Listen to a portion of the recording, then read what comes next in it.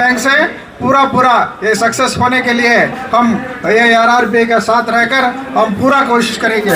Thank you comrades, thank you very much.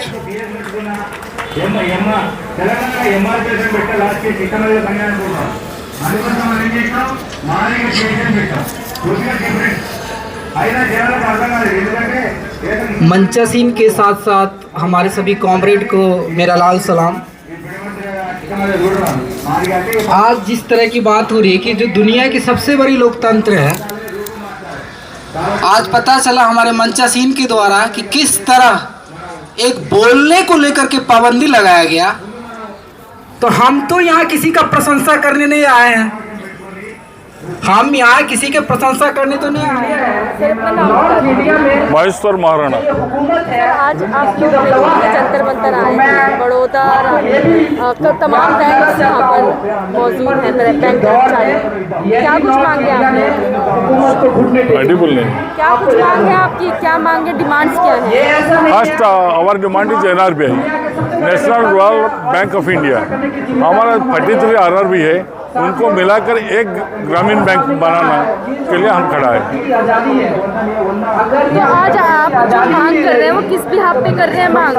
AIRRB, all India regional rural bank employees association. क्या दिक्कतें आ रही हैं? दिक्कत क्या आ रही है, प्रॉब्लम क्या है? ये क्या है, government since 20 years we are demanding this demand that national rural bank of India should be fund, but they are in a mood to privatize this bank in the shape of giving IPOs in the market. निजीकरण के खिलाफ है आप लोग? निजीकरण, Yes, we are opposing privatization because government is trying to privatize it. We are profit making organization. We are having the profit of 5,000 crores. Still the government is trying to privatize this bank. और pension जो आप कह रहे हैं कि जो पुरानी pension है उसकी बहाली के लिए भी आप लोग आए हैं? Yes, we want a pension at par with commercial banks. We are getting pensions, but not at par with all the facilities, all the scope of the commercial banks. अगर ये डिमांड्स आपकी सरकार नहीं सुनती है तो नेक्स्ट स्टेप क्या होगा आपका? वो हम स्टेट वाइज में हमारा जो ग्रामीण बैंक है वो उधर धारणा करूँगा और we will demonstrate there and we will just give letters through MPs to the parliament and the MPs will raise the question in the parliament. Are you retired person? Yes, I am just retired in 2023 retired person. Okay, which bank? Odisha ग्रामीण bank. यहाँ पर अभी कितने कर्मचारी आए हैं? इधर लगभग 200। अगर ये डिमांड्स आपकी पूरी नहीं होती है जैसे कि आप बता रहे हैं, तो क्या चुनाव भी आने वाले 2024 के, उसका भी प्रभाव पड़ेगा? We are, yes, because we are working all over India, except 2 states. We are working all over India, and our organization functions well. So we are working in the rural areas, basically in the rural areas. We are just trying to uplift the rural people. So our demand will be heard by the rural people, and they will give befitting reply to the government. और भी कोई संगठन है जो आप लोगों का support कर रहे हैं? यस, हमारा जो डेली वेजेस है वो ज़्यादा दिन private they are not regularise, the casual workers, daily wage workers, they are not regularise since we are demanding. मेरा नाम सुरेंद्र कुमार, मैं प्रेसिडेंट बिहार के नवादा रिटायरीज एसोसिएशन, ग्रामीण बैंक रिटायरीज एसोसिएशन का प्रेसिडेंट हूँ। सर, आज आप लोग नई दिल्ली के जंतर मंतर आए हैं, हजारों की नहीं अब लाखों की संख्या में यहाँ पर बैंक कर्मचारी मौजूद है। क्या कुछ उद्देश्य रहा आपको यहाँ आने का? RRB एक्ट 1975 में बना था, 76 से लागू हुआ और उस समय से आज तक, पहले हमारे 196 RRB थे और उसको घटाकर अभी 45 RRB है, एक दूसरे में मर्ज करते हुए। हमारा डिमांड है कि NRBI, national rural bank of India होना चाहिए, ताकि एक तरह का डिमांड हो, एक तरह का रूल रेगुलेशन हो, एक तरह से लागू हो। सबसे पहले मेरा NRBI डिमांड है। दूसरा है डिलिंकिंग फ्रॉम स्पॉन्सर बैंक। अभी जो हमारा स्पॉन्सर बैंक है, जैसे कोई पीएनबी का स्पॉन्सर है, किसी का स्टेट बैंक का स्पॉन्सर है, तो उनके लोग हमारे चेयरमैन होते हैं, हमारा नहीं होता। और वो 3 साल मेरे यहाँ रहते हैं, अपना मनमानी करके फिर वापस अपने बैंक में चले जाते हैं। अगर उनको आरआरबी टू आरआरबी ट्रांसफ़र किया जाए तो उसका एक कैडर हो जाएगा, तो उतनी मनमानी हमारे यहाँ नहीं लागू हो सकेगी जितनी अभी मनमानी चल रही है। कोई भी बाईपर्टाइट सेटलमेंट होता है 5 साल बाद में, बाईपर्टाइट में स्पॉन्सर बैंक को तो सारे चीज़ मिल जाते हैं, ग्रामीण बैंक में बहुत सा कर्टेल कर लिया जाता है, ये भी है। हमारे यहाँ डेली वेजेज स्टाफ है जिसको पिछले 10 साल से रेगुलर नहीं किया गया है, उसका रेगुलराइजेशन भी हमारा एक डिमांड है। निजीकरण के भी खिलाफ है आप लोग? जी, निजीकरण उसके बाद में उस पर आ रहा था। धीरे धीरे निजीकरण की ओर हमारे बैंक को लिया जा रहा है। आईडीबीआई अभी जस्ट कुछ दिन पहले निजीकरण हो गया था, हमारे प्रोटेस्ट के बदौलत उसको फिर हम वापस ले सके हैं और उसका शेयर LIC ने लिया है।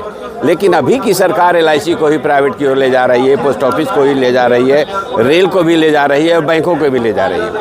एक हमारे यहाँ सबसे वाइटल इशू है, वो है हमारा रिकवरी में हमारे यहाँ कोई रूल नहीं है। कोई लोन लेता है 5 साल में मेरे पैसे से वो डबल कर लेता है, और हम 3 साल के बाद NPA होता है तो हम उस पर अपना इंटरेस्ट नहीं लगाते हैं, और 5 साल के बाद हम कंप्रोमाइज़ के लिए बाध्य हो जाते हैं। तो जो हम उसको पैसा देते हैं उसमें भी थोड़ा कम करके हम उसको, जैसे अगर किसी को 5 लाख दिया तो 4.5 लाख में ही हम उससे कंप्रोमाइज़ भी कर लेते हैं। ये हमारे बैंक के लिए बहुत घातक है। सर, क्या आप लोग क्या कहते हैं पुरानी पेंशन की बहाली के लिए भी हैं? पुरानी पेंशन की बहाली के लिए इसलिए हम हैं, हमने एकमात्र हमारा बैंकिंग इंडस्ट्री में ग्रामीण बैंक है जो लड़ के अपना पेंशन लिया, उसको 1/4/18 से लोगों ने लागू किया। लेकिन हमारा डिमांड है कि डेट ऑफ रिटायरमेंट से लागू किया जाए और कंप्यूटर इंक्रीमेंट को भी उस समय से लागू किया जाए, पूरी तौर पर इसको लागू किया जाए। हमारे नए बच्चों पर भी पुरानी पेंशन ही लागू हो, जबकि 1/4/18 के बाद वाले को भी लोग अभी तक क्लियर नहीं किए हैं कि उसको हम नया पेंशन देंगे या पुराना देंगे। अगर ये डिमांड पूरी नहीं होती तो आगे क्या है आप लोगों का? अगर ये डिमांड पूरी नहीं होती है तो हम राष्ट्रीय स्तर पर, अभी तो पार्लियामेंट में आज उठवाए हैं इस बात को, हम पार्लियामेंट का घेराव करेंगे और राष्ट्रीय स्तर पर RBI का भी, नाबार्ड का भी, सबका घेराव करेंगे। आप कुछ बोलोगे सर? आपका नाम पहले? S. Venkateshwar Reddy, Secretary General, All India Regional Rural Bank Employees Association. Regional rural bank, हाँ, ये ग्रामीण बैंक है। देश भर में 43 ग्रामीण बैंक है, इसमें 1 लाख कर्मचारी काम करते हैं। उनके तरफ से इधर आए हैं कि हम सारे ग्रामीण बैंक को मिला के एक राष्ट्रीय ग्रामीण बैंक बनाने का 30 साल से चल रहा है डिमांड हमारा। पार्लियामेंट्री कमेटी भी रिकमेंड किया 2 दफ़ा इस बात पर। ये पूरा गाँव का, ग्रामीण का, किसान लोगों का हित में है, देश का हित में है।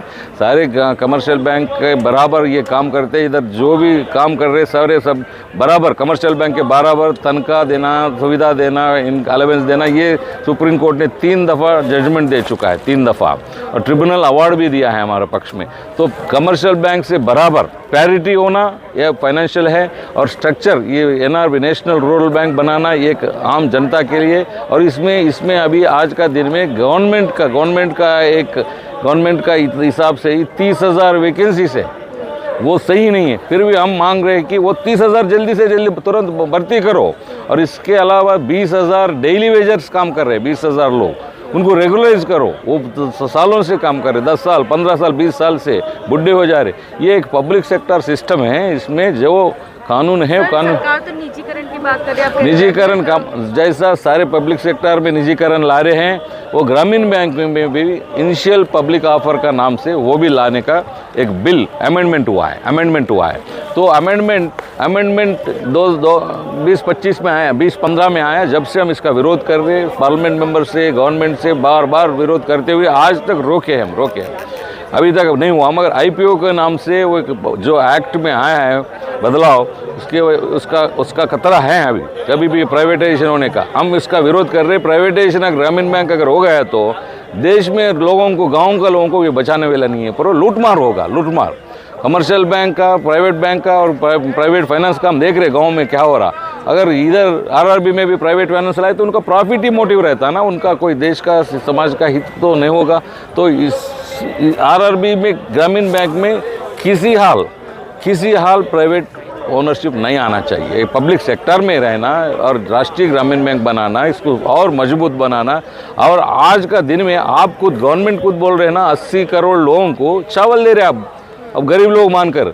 इतने सारे लोग 80 करोड़ लोग गरीब लोग हैं, तो गरीब लोगों के लिए पब्लिक सेक्टर बैंक नहीं होना, बैंक का सर्विस नहीं होना क्या? ये प्राइवेट वालों को छोड़ दिए तो उन्हें लूटमार करना चाहिए क्या? तो इसका विरुद्ध में ये देश का हित का कॉमन इंटरेस्ट के लिए हमारा डिमांड है, और एम्प्लॉयज़ का भी वो कॉमन इंटरेस्ट के लिए डिमांड है। वो सुप्रीम कोर्ट जो ट्रिब्यूनल्स वो जो सब दिए हैं वो government as a principal employ. Association इन सब मांगों को लेकर के अब तक कब से मांग उठा रही है? हाँ, ये तो चलते रह रहा हमारा पैरिटी डिमांड लेकर, हम एक आइटम के ऊपर चाह रहा। अभी आगे दिनों में हर डिस्ट्रिक्ट लेवल पर धरना 9 जनवरी को करने वाला है, 9 फरवरी को हर स्टेट में करने वाला है धरना। और विशाल रूप में कोई आंदोलन? हाँ, विशाल हर जगह पे स्ट्राइक होगा, नेशनल लेवल हड़ताल होगा 26 फरवरी को, और 2 दिन का हड़ताल होगा मार्च में। हाँ, हमारा समर्थन में है। कितने बैंक होंगे? कमर्शियल बैंक में, कमर्शियल बैंक में सारे लोग तो समर्थन ही करना पड़ेगा। हमको समर्थन नहीं कि तो उनका भी खुद का भी डेंजर खतरे में पड़ेगा। तो आने वाले आगामी चुनाव भी आ रहे हैं सर, लोकसभा के, तो क्या इसका प्रभाव उन्हें देखने पड़ेगा। हम कई एम्प्लॉय कई सांसदों से भी मिल रहे हैं, वो लोग भी उठा रहे हैं, लिख रहे हैं हमारे पक्ष में, गवर्नमेंट तक पहुंचा रहे। और गवर्नमेंट एक्ट नहीं करना चाहिए, नहीं करे तो लोगों में भी जनता में भी विरोध आएगा, ये सोचना चाहिए वो लोग। तो जनता को कैसे समझाएंगे आप? जनता को हमारा लगभग 40 करोड़ कस्टमर हैं, हमारा गांव में हमारे शाखाएं हैं, पूरे 22,000 शाखाएं, रोज संपर्क रहता गांव में। लोग एक शाखा में 200-300 लोग आते जाते रहे। हमारा माउथ वॉइस जाता ना, नेगेटिव होगा ना गवर्नमेंट के लिए। गवर्नमेंट को ये सोचना चाहिए, इतना नेगेटिव जाने से उनको नुकसान होगा पॉलिटिकली। तो इसीलिए वो हम जो मांग रहे हैं वो देश का हित में ही मांग कर रहे हैं, जनता के हित में। की बहाली के लिए भी आप लोग क्या पुरानी पेंशन पुराने पेंशन अब 2010 से नया पेंशन का सिस्टम आया बैंकिंग में। नया पेंशन का सिस्टम वो कुछ नहीं, अपना जेब काटना, कॉर्पोरेट को, फंड मैनेजर्स को उनका फ़ायदा उठाना। इसीलिए तो सारे working class, entire working class in the country वो उनका अपोज कर रहे हैं, बैंकिंग अपोज कर रहे हैं, हम भी अपोज करते हैं। तो उनके साथ हम जुड़े हैं, जो भी स्ट्रगल होगा, लड़ाई होगा, उसमें हम भी शामिल होंगे पूरा।